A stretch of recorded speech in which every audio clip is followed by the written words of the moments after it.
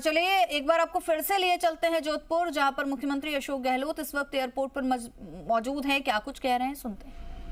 English school खोल दिए हमने, मान लीजिए इंग्लिश स्कूल खोल दिए, ग्रामीण ओलंपिक करवा दिए, 25 लाख का बीमा दे दिया। एग्जाम्पल दे रहा हूँ आपको कुछ बात। गिग वर्कर का एक्ट बना दिया हमने, जो हिंदुस्तान में दुनिया में कहीं नहीं है।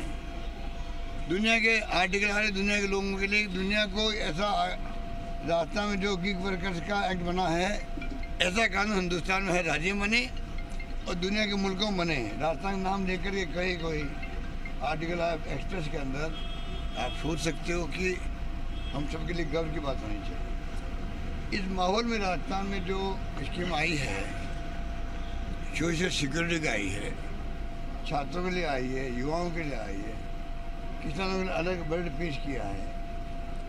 कई काम, अनेकों काम ऐसे हैं जहाँ हम लोग राजस्थान नंबर टॉप पर है देश में। आईटी भी क्यों नहीं हो, आईटी में नंबर 1 पर है। दूध के उत्पादन नंबर 1 पे आ गए हम लोग। 5 रुपये हमने दिए पशुपालकों को, हौसला अफजाई उनकी करी, कुछ उनको पुश किया, हेल्प की महंगे को देखते हुए। आज देश भर के अंदर पहले यूपी था, अब राजस्थान नंबर 1 पर है। ऐसे अनेकों उदाहरण मिलेंगे आपको, जिसे लगता है हमारी स्कीमों का लाभ भी और स्कीमें प्रदेश के हर घर में पहुंच गई है, हर गांव के घर में पहुंच गई है। ये माहौल है। शहरों के अंदर ये जरूर हिंदू मुस्लिम करके बिगाड़ते माहौल, सबक सिखा देगी जनता शहर की भी सारी को। पर आप जाएंगे गाँव के अंदर तो लगेगा आपको आंधी चल रही, कांग्रेस की आंधी चल रही है। और शहरों के गलियों में जाओगे, पहाड़ों में जाओगे तो लोग कन्विंस है कि यहाँ पर जो काम इस बार हुआ सरकार का, इतना आज तक कभी नहीं हुआ। इसका मायने है कि इस बार सरकार माई बाप जनता है। लगता है इस बार सरकार इस बार बदलेगी और इस बार सरकार कांग्रेस ही बनाएगी, की जनता मुझे लगता है। और वही माहौल लेके हम चल रहे हैं प्रदेश के अंदर।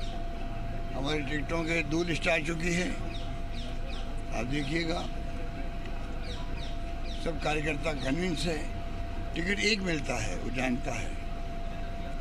गलती हमसे भी हो सकती है, कितनी कोशिश कर लो, तभी जो फैसले होते हैं पार्टियों में अंदर कुछ कमी रह जाती है। हम लोग उनको भरपाई करेंगे, हमने तय कर लिया है। इस बार ट्रैकिंग करेंगे हम कार्यकर्ताओं का काम का भी। चुनाव में काम कर रहे हैं कार्यकर्ता, नेता काम कर रहे हैं, परफॉर्मेंस क्या हो रही है उनकी, हमने कह दिया। प्रदेश कांग्रेस कमेटी में तय कर लिया हमने। इस बार पहले ही तय कर लो कि भाई किन किन कार्यकर्ताओं ने क्या भूमिका अदा करी चुनाव के अंदर भी और पार्टी के लिए भी क्या काम किया। हम उनको सब तो संतुष्ट कभी हो ही नहीं सकते दुनिया के अंदर। हम अधिकांश लोगों को संतुष्ट करने का प्रयास करेंगे, चुनाव के पहले भी, चुनाव के बाद में भी। ये हमने सोच रखी है और हमारी पार्टी में अच्छा माहौल है। हम सब पार्टी में एकजुट हैं। टिकटों के वितरण में आप देख रहे हो, कोई शिकायत नहीं कर सकता, सबकी राय से टिकट मिल रहे हैं। इस प्रकार से हम लोगों ने तय किया है और मैं समझता हूँ उसमें हम कामयाब होंगे। सूर सागर के लिए कुछ कहेंगे सर? जैसे आप बता रहे हैं हिंदू मुस्लिम होती है बीजेपी कांग्रेस। सूर सागर हो चाहे वो कोई इलाका हो, अभी तो टिकट मिलने बाकी है, टिकट होंगे टिकट। पर मैंने कहा आपको कि वो तो लिस्ट दिल्ली से आएगी, थोड़ा इंतजार कीजिए आप लोग भी। सर आज कर देंगे मैं नहीं कह सकता भाई, ये तो दिल्ली करती है, हाईकमांड करता है। सीएम साहब, आपने प्रेस कॉन्फ्रेंस दिल्ली में कहा था कि मैं तो फकीर हूँ, इस बयान के क्या मायने? भाई जोधपुर वाले गवाह हैं। जोधपुर वाले तो मेरी फकीरी को देख चुके बचपन से ही। 40 साल से मैं रुकता हूँ सेकेंड हाउस के अंदर। 1 इंच जमीन खरीदी नहीं थी मैंने जिंदगी के अंदर। 1 ग्राम सोना नहीं खरीदा मैंने अपने लिए। 90,000 का एक चाय जरूर काटा था बेटी की शादी के अंदर। मैंने यही बात कही थी वहाँ दिल्ली के अंदर। और एक एमएलए एमपी को जो मिलते हैं फ्लैट, 15-20 साल तक किस्त जमा करनी पड़ती है, उसमें पक्ष विपक्ष सबके होंगे। वो जरूर वो फ्लैट जो रहने लायक नहीं 15,000 रुपये आता मेरे ख्याल से किराया उसका, वो कहीं दिया हुआ है दिल्ली के अंदर, ये मेरी प्रॉपर्टी है।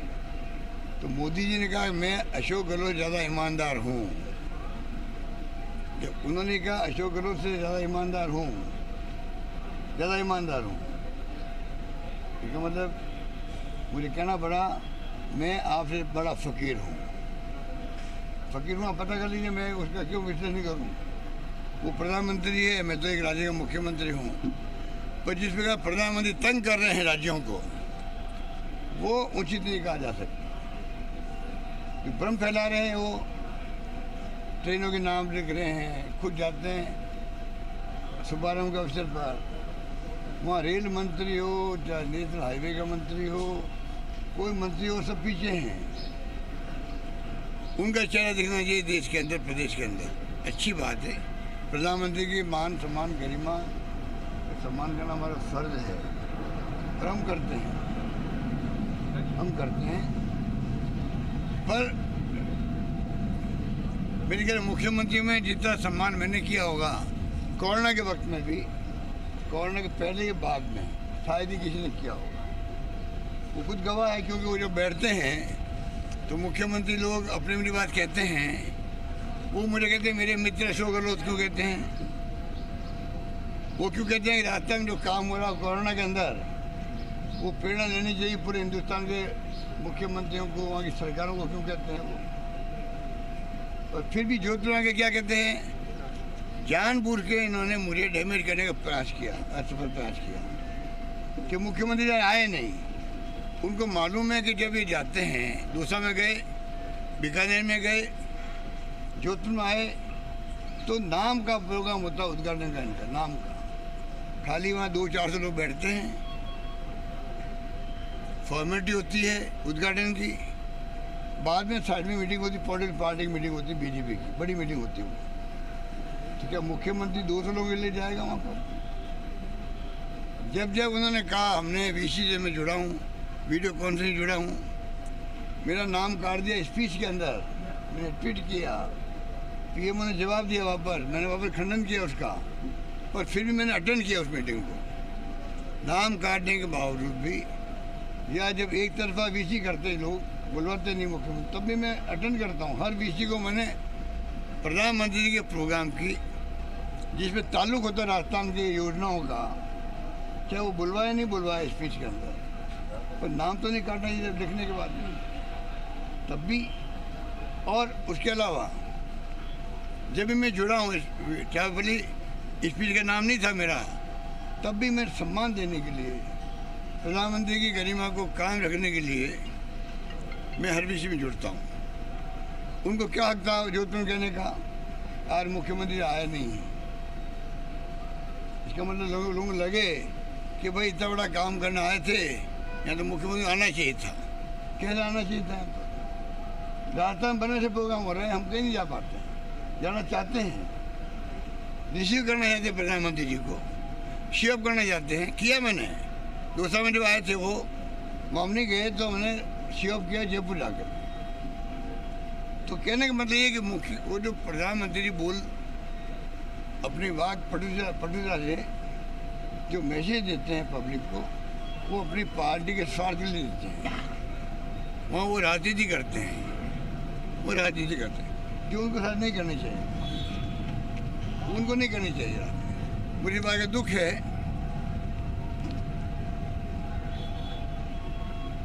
कि पहला मुख्यमंत्री आया नहीं, उनको विश्वास था कि नरेंद्र मोदी सब कर लेगा यहाँ पर, ये बोले मेरे ख्याल से, उनको विश्वास था। ये वाकई संडे कह करके वो जनता को भ्रमित करना चाहते हैं, नंबर 1। नंबर 2, जब मणिपुर चल रहा आज भी, मुझे दुख इस बात का, दुनिया क्या सोच रही होगी। मणिपुर हमारा अभिन्न अंग है देश का, छोटा राज्य हो सकता है, पर हर राज्य गरिमा होती है। चल रहा है, 100 से अधिक रेप हो चुके हैं, 2000 से अधिक FIR दर्ज हो गई है, गृह युद्ध चल रहा है वहाँ पर। प्रधानमंत्री को फुर्सत नहीं जाने के वहाँ पर एक दिन के लिए भी मैसेज आता है। अब राजस्थान में बार बार 10 बार तो आ चुके हैं, पंडित नेहरू थे, इंदिरा गांधी थी, राज्यों के चुनाव में 1 या 2 मीटिंग करते थे वो। एक मीटिंग करनी बहुत बड़ी बात है प्राइम मिनिस्टर के लिए। पूरे प्रदेश की जनता में, गांव में, शहर में चर्चा होती है कि भाई पंडित नेहरू जी आए थे, ये कह के गए स्टेडियम के अंदर। इंदिरा जी आए थे, उन्होंने कहा, पूरा पोस्टमार्टम होता है, विचार बनते अपने क्या करना चाहिए आगे हमें। ये अप एंड डाउन करें, क्यों करना भाई। और मणिपुर में एक घटना इतनी बड़ी हो गई है, गृह मंत्री को जाके आ गए वहाँ पर, और उसके बाद में आप जान नहीं रहे हो, पार्लियामेंट में आपने रिप्लाई में एक शब्द नहीं बोला मणिपुर के ऊपर, क्योंकि कांग्रेस बायकॉट कर रही थी, इशू बना रही थी। आप उचित नहीं समझते जवाब देना, जब लोकतंत्र में हर चीज़ का जवाब देना चाहिए, नहीं दिया उन्होंने। तो किस बात का मुझे है जो मैं जिक्र करना चाहता हूँ कि आपने सुना होगा, बोले वो जब सुप्रीम कोर्ट का डंडा पड़ा तो बोले कि मैं तमाम राज्यों के मुख्यमंत्रियों को कहना चाहूँगा शांति बना रखें, नंबर 1। नंबर 2, राजस्थान, छत्तीसगढ़ और मणिपुर के मुख्यमंत्री कहना चाहूँगा अविलंब कार्रवाई करे, वहाँ कोई तरह के दंगे नहीं, ऐसा कुछ बोले थे वो। उनको पूछो भाई, कहाँ मणिपुर, कहाँ राजस्थान, वहाँ भी हमने राजनीति करी, वहाँ भी राजनीति करी। तो कई बात ऐसी है जो मैसेज देने के लिए की जाती है, जो ये कर रहे हैं। हकीकत दूसरी होती है, देखिए हकीकत दूसरी होती है। मैं बड़ी मार्मिक बात कहना चाहता हूँ। बचपन से हम सुनते आए कश्मीर हमारा अभिन्न अंग है, बचपन से सुनता है, मैं भी सुनता आया हूँ। जम्मू कश्मीर हमारा अभिन्न अंग है, ठीक है।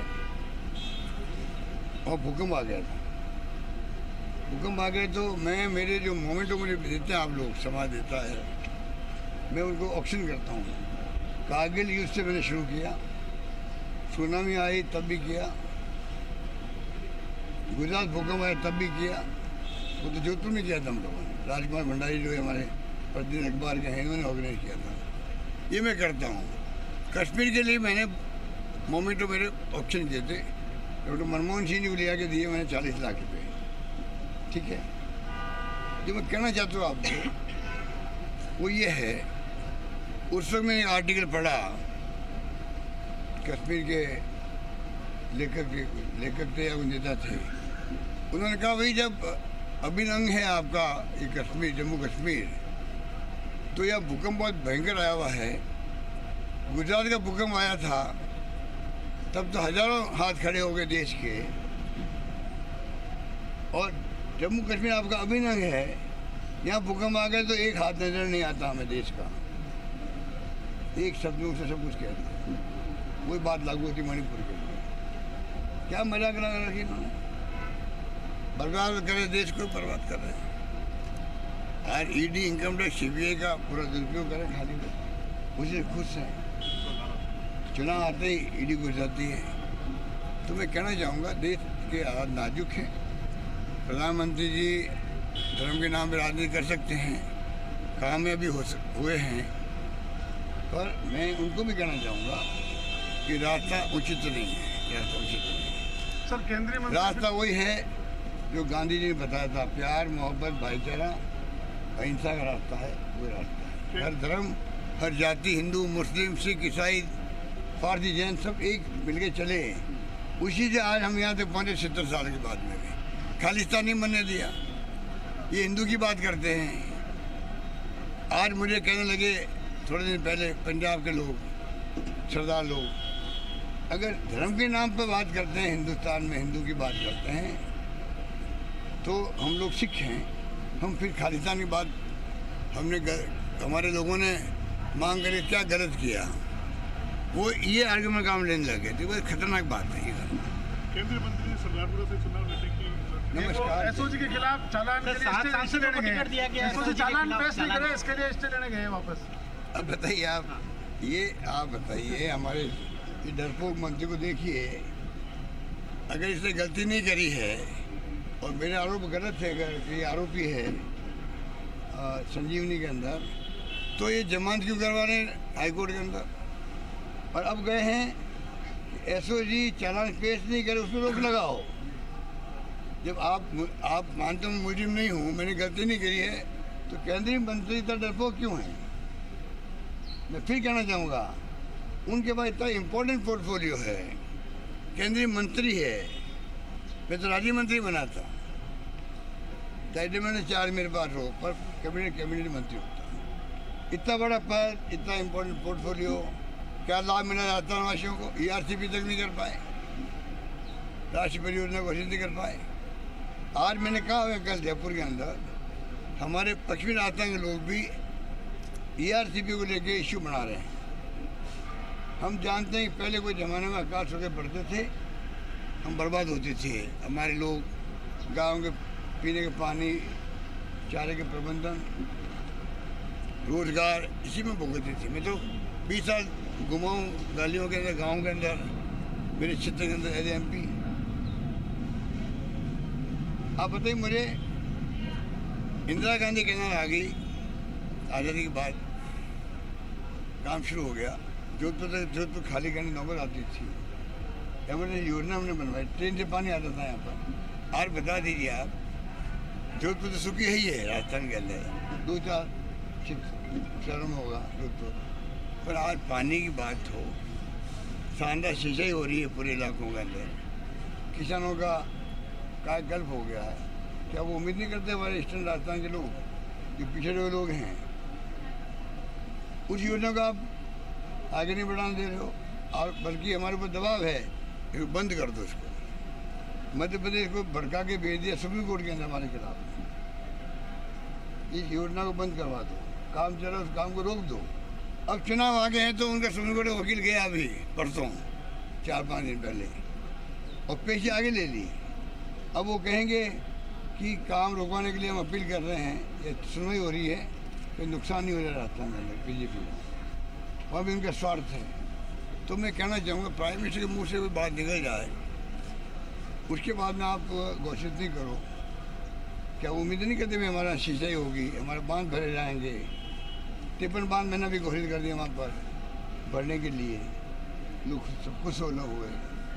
खड़गे साहब आए थे, प्रियंका जी आई थी, हम इशू बना रहे हैं ERCP को। तो इतना ही मैं कहना चाहूँगा लास्ट में आपको कि जोधपुर, मुझे यकीन है कि जोधपुर का एक आपका सेवक, प्रथम सेवक जो सेवा करता आ रहा है, वो मतलब आह्वान करेगा कि इस बार पश्चिमी राजस्थान से भी, मारवाड़ से भी और जोधपुर से भी हम कामयाब होकर जाएँ, सरकार पुनः रिपीट हो। और जो अभी हमने किए काम, अब हम जल्दी आपको गारंटी देने जा रहे हैं।